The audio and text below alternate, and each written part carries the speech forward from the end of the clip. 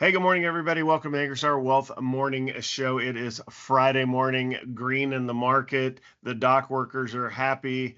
We've got some exciting updates for you today. First of all, we're going to start with Mike. Mike's going to talk about the jobs number that's out this morning. And if you're thinking to yourself, "Oh my gosh, do we get a jobs number every day?" Well, no, not every day, but we do get them quite regularly, and they're so important for trying to forecast where the Fed is going, the market going, that sort of thing. So that's why we continue to cover these. If you're not like super into it, you need to be just like a little bit into it because it does kind of forecast where the market is going there. So we'll talk jobs number first. Then Mike will talk about the dock strike thing. Is it over? Is it not over? Mike will give you some details there. And then Mike's got a fun little piece on pickleball, which I think is his favorite topic. And it looks like your injury is healed up from the other day. So good for you. That just means more new injuries this weekend coming. And then I will conclude with if you looked at your accounts in the past week, we've made kind of a shift from USFR and VCLT towards a money market fund that we're starting to use. It's a Texas Capital Money Market. It tickers MMKT. I will tell you all about that, why we're using it, what to expect out of it, and why it's much better than what we've been using. Before we get started, though, it's a financial education presentation. You have to do your own due diligence for acting upon anything you hear in this presentation. There's more disclaimer information at ankerstarwealth.com, and the opinions expressed are Mike and mine alone. So with that, Mike, over to you. Let's talk jobs. All right.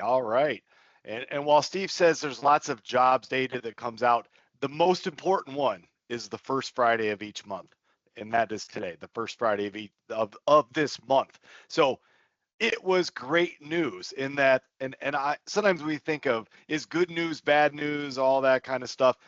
When there's more jobs and less unemployment in the country, to me that is always good news. Now, how the market reacts based on that, we don't know. And sometimes it's because of rate cuts.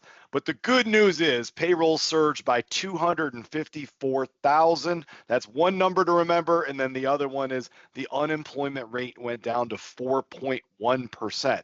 If you remember, a couple months ago, it peaked at 4.3%. So it's going down. And for anybody out there listening that's looking for a job, that's good news. The other thing is average wages went up 0.4%, and which is 4% year over year. So, whether you think a 4% pay raise is good or bad, but overall the wages went up. So how did the market react? In the green, across the board, not crazy higher. S&P up 0.42%, NASDAQ 0.78, and the Russell 0.82. So all good numbers in green. And I wasn't sure when the jobs report came out whether this would really be in the green today, because the repercussion of this is if job unemployment is going down, the Fed is less likely or in less urgency to lower the rate because they don't need to save the economy. So I thought maybe the market would open in the red, but it did not. And the other side of that is the other piece of good news is the port strike ending. So this came out last night. They've agreed to a tentative deal. If you remember the other day, I said that they were asking 77% and they were being offered 50%. They settled on 61.5%. So in the middle. And, is that fair? I don't know what their wages were before. Of course, 61.5% over 6 years sounds like a good set of pay increases to me, because that's about, 10% a year. But like I said, don't know what they were at before. So we'll just assume the sides came to agreement and we want things to be able to be shipped. So I saw this yesterday and I was like, we got to talk about this. USA Pickleball. And I'm going to show you a chart that shows this is like the fastest growing sport over the last 5 years. But I saw this news. QVC has a streaming platform. Wow, I never knew that. When I think of streaming, I'm thinking Amazon Prime, Netflix, HBO Max. I never thought of QVC. I can't say I've watched QVC much in my life, and I certainly haven't watched it in the last 20 years. But they are streaming the U.S. Pickleball And I was like, wow, that's pretty cool. It's the fastest growing sport. QVC's jumping on first. It's not on ESPN 12. I'm sure that's probably out there somewhere. If anybody's seen all the ESPN sports, and it's called the 2024 BioFreeze US. BioFreeze, yeah. And so, Steve, I'm going to ask, what do you think BioFreeze is? Yeah, I think I know what it is, right? I'm not a personal user, but I do believe it is here in the household. You put it on like sore muscles and stuff after you work out and slay at pickleball, right? Look at Steve. I had it on Amazon because I had to look it up. I did not know what BioFreeze. My initial instinct was, what are they, like taking cells and like freezing them for future growth? I was what's going through my mind. So I searched BioFreeze and Steve was dead on. That's exactly what it is. So those of you or me that play pickleball occasionally that tweak the muscles, there you go. So I was like, we got to hype the product since they're actually sponsoring it. And then I found this too to show you the fastest growing sports. So check out this graph right here. And that line that looks like the NVIDIA chart going up, that green one there, against all the other stocks, that's pickleball. So, you see Steve, the big volleyball fan, pickleball blue right by that one. Pickleball is up right with soccer, with baseball, tennis, and basketball, on target, So, like I said, like NVIDIA passing a bunch of stocks on the way. That's the way pickleball's going.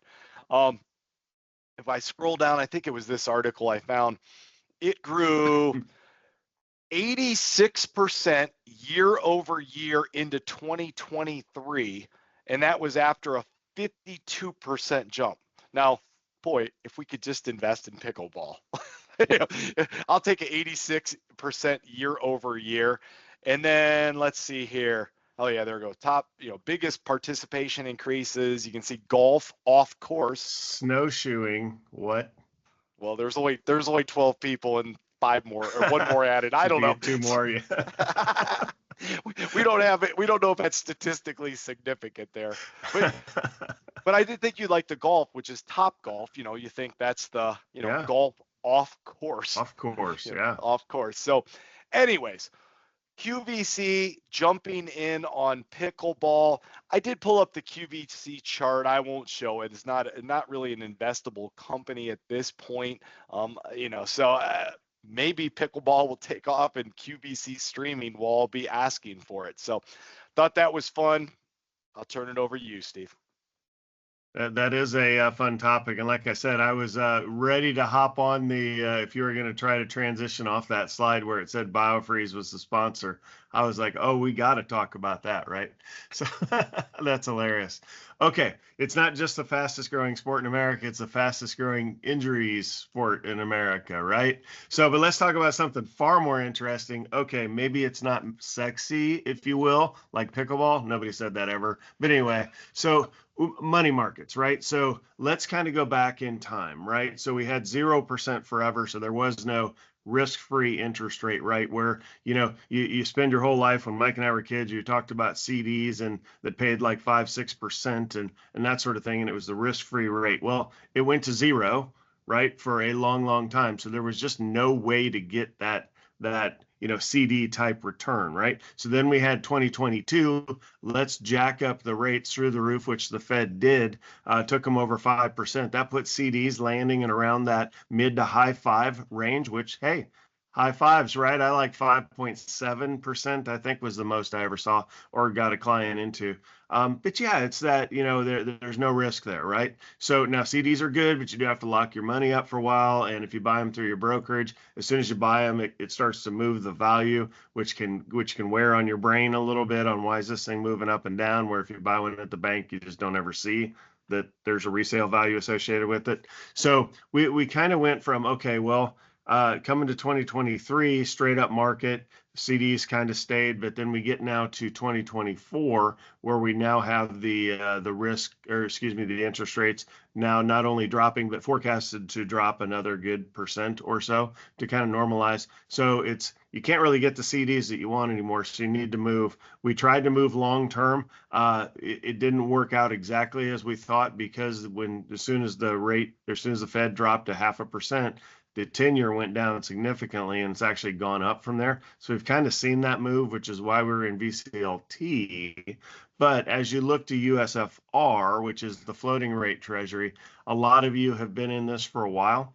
We're transitioning from this to the MMKT over time. And you look at how it acts, right? It's a sawtooth. So every day you hold it, here will climb up. Every day you hold it, it goes up, up, up, up, up. Then it distributes on a monthly basis, in that you get the distribution right in your account, and then it kind of does it again. So it gives you this, what I call either the sawtooth or the heartbeat chart. But there's a finer point here. If you notice, the highs are not all the same and the lows are not all the same. So it's actually moving in the background up or down. And you're like, well, it didn't move much. I'm like, well, I hear you. Yes, let's go 5-year. Okay, yeah, it does. And these are still all within 50 cents, but still it's moving more than I want. So if you put $1 million in it and say, hey, I want this safe, you could still see your account drop below $1 million because of this type of chart. However, Texas Capital, which you've heard us talk about them, they are the sponsors of the ETF TXS. And also TXSS, which is a small cap version of that, and Oil T. So for those are names you've heard Mike and I talk about. Well, this is their fourth ETF. It's the MMKT. It's a true money market, but it's in an ETF form. Why do you care? Well, normally money markets trade like mutual funds. They're not liquid. They're liquid at the end of the day. You got to wait for the day to end for the sale to actually happen, and then you get your money the next day. Here, with a true ETF, you can sell throughout the day. Now, how does this one behave? Well, it's brand new, so you don't get much of a chart here. It started September 24th. But you can see that it's moving up just like USFR. But when it moves back down, the difference with this, and this is why I like it, is because if you put $1 million in, you're never going to see below $1 million balance. It goes back to 100 at the end of the month. It pays off whatever it is above 100, and then it pays down to 100. So the share price will be 100, and then it will increment up from there. So I think that is much more pure. Right now, the returns, USFR is kicking off a little over 5.2. We'll see where they don't have enough data yet for this MMKT to see where it comes in. I expect it to be around 4.9 or so. So we shall see. So you're getting kind of the same thing, but in a little more secure, more liquid form, where you don't ever have to worry about losing that 1 penny. And I have heard that speech. I don't want my account to go down 1 penny, Steve. I'm like, I hear you. I got it. Orders received. This is the tool to use for that. So I wanted to give you guys exposure to that. Again, it's been around less than a month, but we absolutely, or I love it.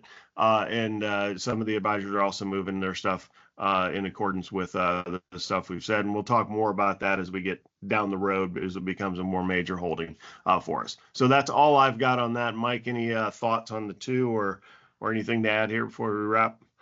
No, just exciting day going into the weekend. Strike over jobs number up. Next week we'll be reporting out for all the investors on forecasts for the rest of the year. So looking forward to it. There you go. All right, everybody. Lots of green on a Friday. We like that. We call it a Fri-yay. And with that, you guys have a great weekend, and we will see you back on Monday. You have a good one. Bye.